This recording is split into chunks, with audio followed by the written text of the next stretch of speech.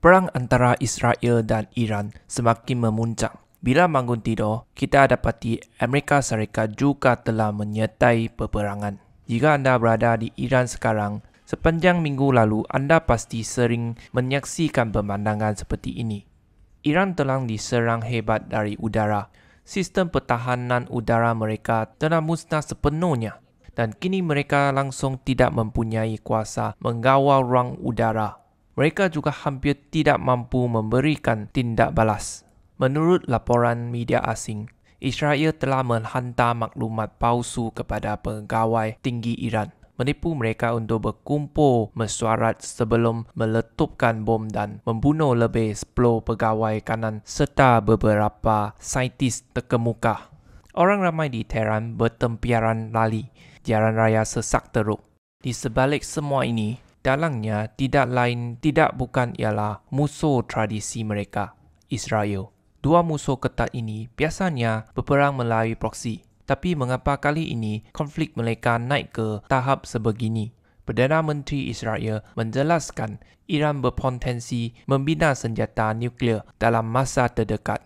Mungkin dalam 1 tahun atau mungkin hanya beberapa bulan. Adakah Iran benar-benar hampir menghasilkan senjata nuklear seperti dakwaan Netanyahu? Atau adalah Israel dan Amerika sekadar mencari alasan untuk menindas Iran demi kepentingan mereka? Dalam video ini, saya akan menerangkan latar belakang konflik ini. Penafian. Video ini bukan untuk menyatakan siapa betul atau salah. Dan saya tidak menyembelahi mana-mana negara. Tujuan saja hanyalah untuk menjelaskan mengapa Israel menyerang Iran. Ini hanyalah satu penjelasan sejarah. Kita semua tahu hubungan Iran dan Amerika buruk.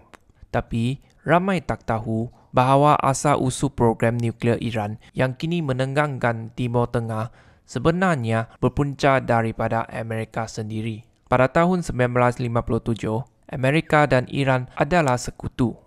Amerika memberikan teknologi nuklear kepada Shah Iran ketika itu, termasuk latihan kepada saintis mereka. Ini semua dilakukan demi mempengaruhi negara sekutu semasa era Perang Dingin.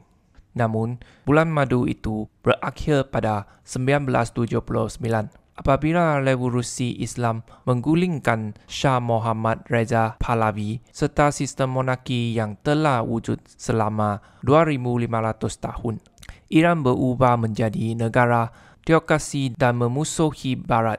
Sejak itu, Amerika menghentikan kerjasama nuklear dan kuartil teknologi itu digunakan Iran untuk buat senjata. Pada awal 2000-an, Amerika mendapat maklumat Iran sedang membangunkan senjata nuklear. Mereka kesal pernah berkongsi ilmu nuklear dengan Iran. Netanyahu bimbang kerana teknologi nuklear dan senjata nuklear hanya dipisahkan oleh tahap pengayaan uranium. Uranium-235 ialah bahan utama. Uranium semula jadi hanya mengandungi 0.7% U-235. Untuk digunakan sebagai tenaga atau senjata, kandungan ini perlu ditingkatkan. Untuk tenaga, 3.5 hingga 5%. Untuk perubatan, bawah 20%. Untuk senjata, lebih 20%. Biasanya 90%. Iran mendakwa program nuklear mereka untuk tujuan aman. Namun, gambar satelit menunjukkan pembinaan loji rahsia.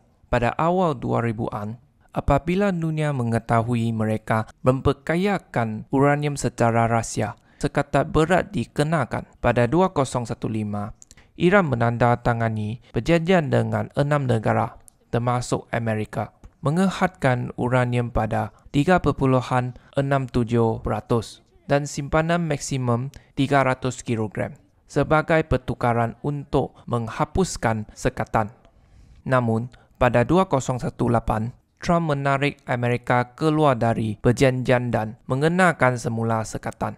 Iran membalas dengan meningkatkan penggayaan uranium dan menanggalkan alat pemantau IAEA. Akhirnya, dalam 7 tahun, simpanan uranium Iran meningkat 50 kali ganda. Uranium pada tahap 60% mencecah 409 kg. Cukup untuk buat 9 bom nuklear setanding negara kuasa besar. Namun, memiliki bahan bukan bukti mereka ada niat. Iran berulang kali menafikan niat tersebut. Tapi tingkah laku mereka menimbulkan kecurigaan. Contohnya, 2 loji utama penggayaan uranium mereka dibina jauh di bawah tanah seperti di Fordo. Kawasan ini tidak boleh diperiksa sepenuhnya, menyebabkan syak wasangka tinggi. Negara-negara lain bimbang kerana setakat ini tiada negara memperkayakan uranium hingga tahap ini kecuali untuk membuat bom. Netanyahu telah beri amaran ini selama bertahun-tahun. Tapi kali ini mereka benar-benar bertindak. Kenapa sekarang? Sebab sejak Perang Gaza, proksi Iran seperti Hamas dan Hezbollah telah lemah. Sistem pertahanan udara Iran juga telah rosak sejak konflik dengan Israel tahun lalu. Ini mungkin peluang terbaik Israel untuk hancurkan loji nuklear Iran dan memperkukuh kedudukannya di rantau itu. Tambahan pula, Trump kini kembali berbincang dengan Iran mengenai isu nuklear, sesuatu yang Israel tak setuju. Israel percaya perlu bertindak sebelum perjanjian baru dimeterai. Serangan Israel memang berjaya musnahkan beberapa loji. Tapi loji bawah tanah belum terjejas besar. Malah, simpanan uranium yang menjadi perhatian kini tidak diketahui di mana. Dipercayai telah dipindahkan ke tempat lebih selamat. Israel kini berharap pada Amerika. Hanya Amerika memiliki bom yang cukup kuat untuk memusnahkan loji bawah tanah tersebut. Namun, walaupun loji hancur, ilmu tak boleh dihancurkan. Iran mungkin boleh bina semula dengan lebih pantas. Trump kini telah kerahkan tentera Amerika menyertai perang dan menuntut Iran segera menyerah. Namun, Ali Khamenei menolak dan terus melancarkan roket ke arah Israel sebagai balasan. Kesimpulannya, Iran memiliki bahan untuk bina bom nuklear, tapi belum ada bukti niat. Negara kuasa besar tak tunggu bukti untuk bertindak. Perang ini mungkin jadi lebih besar. Adakah Iran akan tunduk? Atau Israel dan Amerika akan bayar harga mahal? Tiada ada siapa yang tahu apa akan jadi.